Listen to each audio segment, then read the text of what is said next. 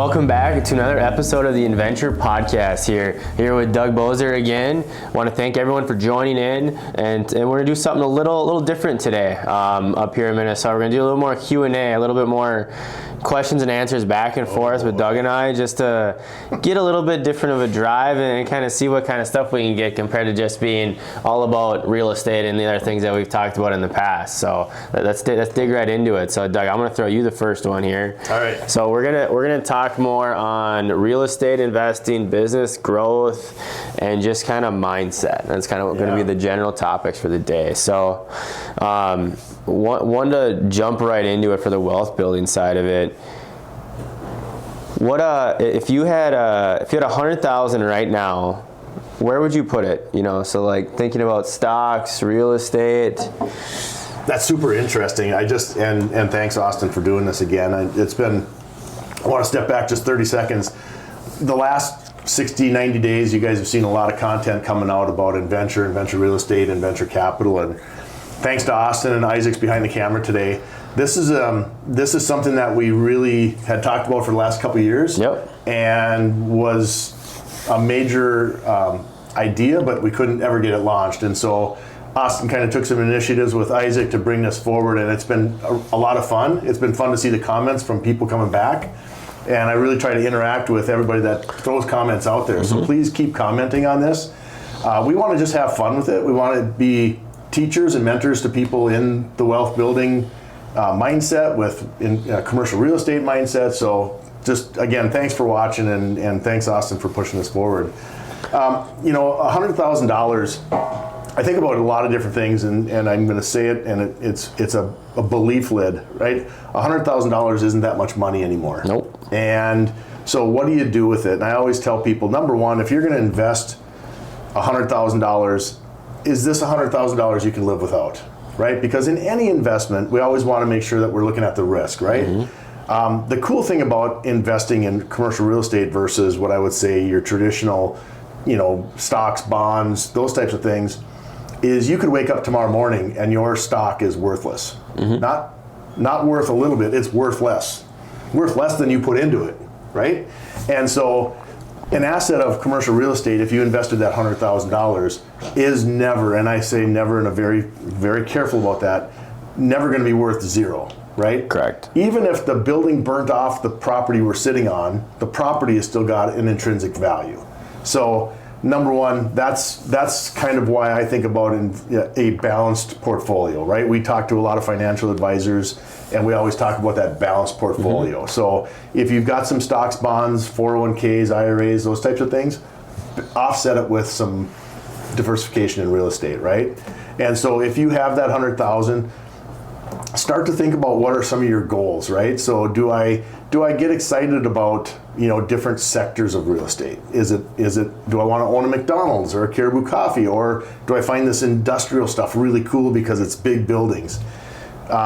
$100,000 again doesn't go very far. It doesn't go very far, and that's always that debate, right? On commercial real estate and investing in general is the side of, should you, if let's say you had $100,000 in your bank account, right, and maybe you make good W-2, whatever it is, and that's where the context really comes in place, right? Yep. So, but with that said, it's like, do you spend the money and put it in real estate, right? Because real estate in general, no matter how people say about it, to me is still a long-term wealth build.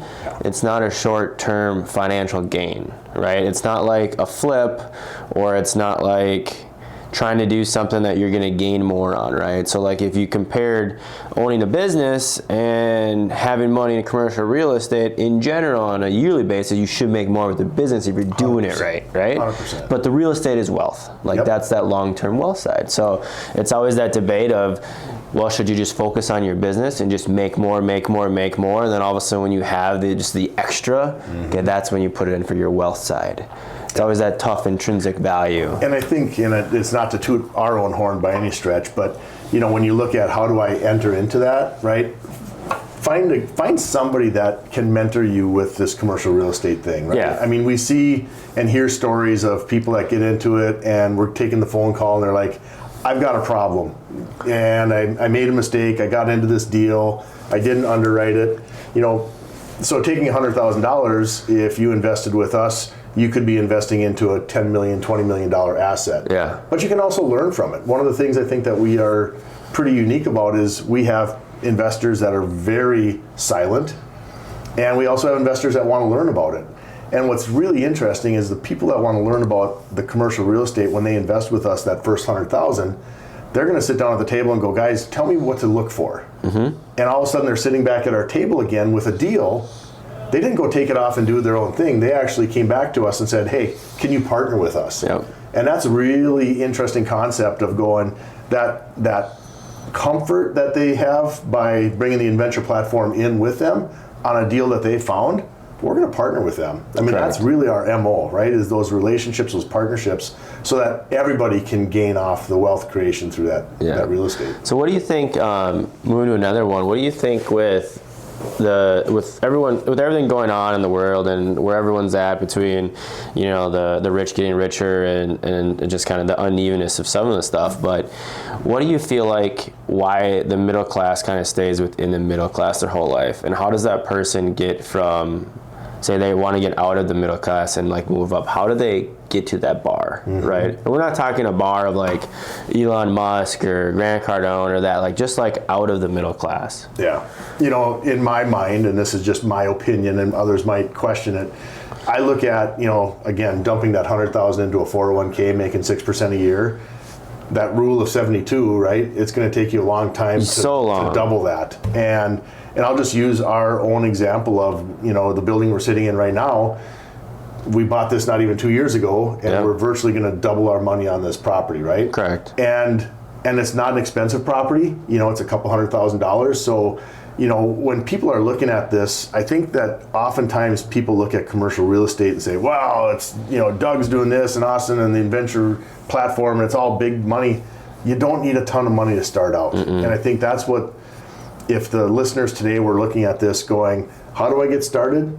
A, talk to us, right? But B, getting into a smaller investment and letting that all of a sudden having the success of I'll call it a pay down of some debt. Maybe there's an appreciation in that building and you exit in a year, and now there's $50,000 more or $25,000. The wins don't come, oftentimes the wins don't come in major stacks. No. They come because you're just constantly chipping at that opportunity. Yeah. You're chipping at that ground, and then all of a sudden, like the gold is just right there. But if you stop, it could be one more hit away. And I think about, when I first started the construction company, it was 10 years of absolute grinding before I started to see some success, right? And then at the same time, I was starting to take all of the money that we made off of our real estate and investing it back. I didn't take any money out.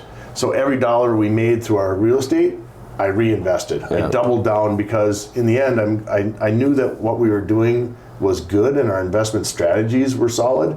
So I knew that if I took those dollars and put them back in the ground as seed, that someday those seeds would grow and then we'd harvest the fruit. And now we're in that harvest stage. But what are we doing with those dollars that we're harvesting?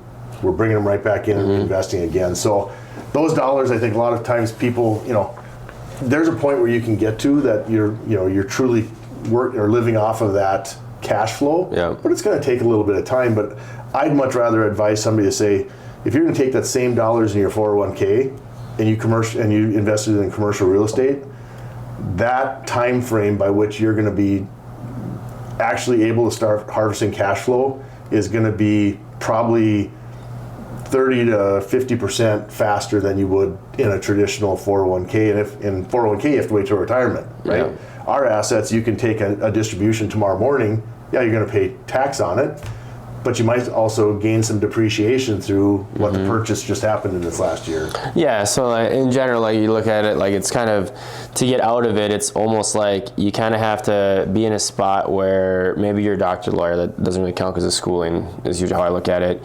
But you have to be in a spot to where you're owning a business so you can increase your income really to get out, right? Or probably get into more of a commission sales type role, right? Because those are the two ways that you can just have higher incomes that you can then start investing to really get out of I'll call it the trap of the regular society to some degree, right? No, and it's a great point though, because I look at, when I first jumped into real estate, I was 25 years old, right? And I had a good mentor who Greg was a guy that was in multifamily, wasn't something that I knew I wanted to stay in forever, but I took a leap of faith of buying $1 million worth of real estate from Greg, right?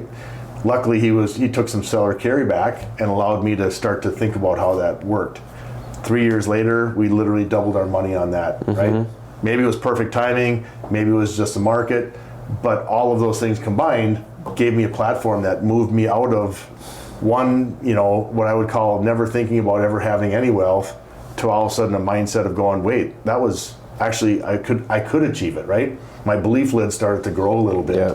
And it does not, the idea of, getting into one deal, making $5 million and exiting and never working again in commercial real estate, it's not an Instagram success, right? It's not going to be overnight. Yeah, the stuff that they show online isn't very accurate depiction of how it works. It's a grind. Yeah. Everything's a grind, right? But having steady, and I even think about like when we invest in different sectors, right? So if it's, commercial, medical, institutional, retail, that's a good diversification. But then when we go to, Arizona, to Texas, to South Dakota, and we start to geographically spread our risk out, now we're cutting that risk in half again. So just really a diversified, steady, small, even if it's small, holdings in commercial real estate can really help propel you into some wealth building ideas and creation. No, I would totally agree with you there. It really ties in with everything that's kind of going on. And you talk about with your business a little bit with there. So like one of the things to look at is like that person who is in business and is like grinding like you were, back when you were wearing the tool belt, right? When you're still the tool belt on your waist. What's that moment of when the business started growing, and like how did it happen, and like what had to be your mindset shift in order for it to happen, right? Because I feel like we're kind of going through the same thing right now in Inventure, but that backstory of like the pivotal moment for you to be able to grow. That's super interesting because, for anybody that doesn't know my backstory a little bit, I was a commercial contractor, but started out as a carpenter, right? Yep. And so I can remember specifically, little plug for Shields, if anybody from Shields is watching, we were building a Shields store over in St. Cloud here, and I still have my tool belt on, and I'm answering phones during the day, cell phones ringing, faxes for all you people that are old enough to understand what a fax was. My fax machine is ripping out, things at night. I'm in my office till 1, 2 in the morning, and then I had to be back on a job site at 6, right? Yeah. And I remember we were building that store, and I just walked in one day and I took a cordless screw gun and I screwed a screw in the wall, and I took my tool belt off and I hung it on the wall, and I said, guys, this is a moment where I have to go start working on the business, right? And not be in the business. Yeah. And I trust you all, but if something's burning, call me. Otherwise, I have to go start working on the business. And that was like burned in my mind. And I think about what we're doing today, right? The team that we've assembled at Inventure here now is really supporting that same mindset, because the opportunities that are coming in are plenty. Yeah. And they're exciting and they're fun and they're big, but we're also allowing the team to really manage the business and the things that are happening on the day-to-day, so that you and I have the opportunity to really look at the bigger, the macro, not the micro, right? Yeah. But what was your mentality shift? Like, what was Doug's mentality shift, and how did you get to that point where you were able to make that shift? Yeah. I think it was, for me, the mentality was, I can do it. I just needed to push myself out of it, right? So Isaac and I were talking this morning a little bit about it's the start. Like, I needed to start to push myself. I was doing a lot of reading on different things at the time just to try and get myself better. But that mind shift was really from what I would call operator to manager to then ultimately CEO, right? And I didn't have any training in any one of those things. So I was like literally building my playbook as I was living life and trying to operate the business. And so as I started to like push myself to take a little time off to go get some training, you start to realize like you can learn the things and go, oh, that's how that's supposed to work. And so then I talked to a few people, and my parents, God bless their souls, were farmers, and my dad was military. So I didn't have anybody to back me up on those, so I had to go find those mentors. And luckily I bumped into a few people that gave me some directions on that, but ultimately it was really believing in myself, going, you know what, I'm ultimately selling myself to my clients.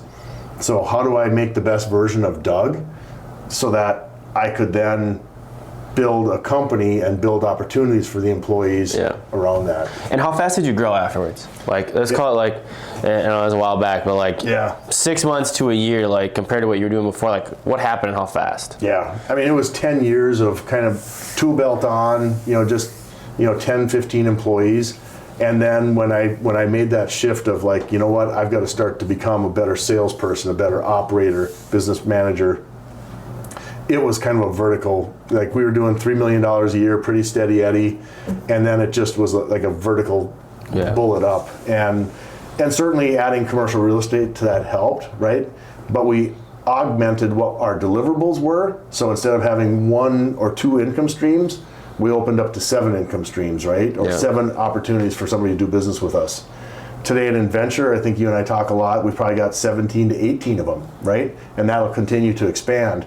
And so, I think that ability to expand and scale, I think the word scale, and you and I have talked a lot about this, I don't think people think about scaling. They just kind of hear that word. And to me, that word in the last 6 months has been really actually one of my biggest mind shifts.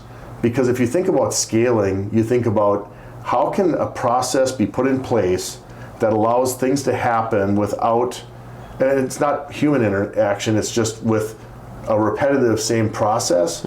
So then you can take 1 or 2 or 3 people and stack them into that piece of the business to then do multiples of the same thing. Right. Where the Doug Bozer mind shift, and I think you're finally getting it out from me, is I had to do everything, right? And once I started to understand, like, if I train this person right and I mentor this person right, can they then take over that element of my business? It's a 1 and a 3, right? It's 100%, right? And obviously having a great partner like you helps us to think, right? Because we balance each other a lot in our days, not in a bad way, in a really good way. In a good way, healthy.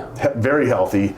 And so then when we look at how we're affecting our team and the team that we're building underneath of us, it's that one to many, right? That mentality of Doug Bozer, and that's what I think I was getting in my own way of my growth, right? We were doing great things, but Doug had to just touch everything. He couldn't get out of the way of the deal.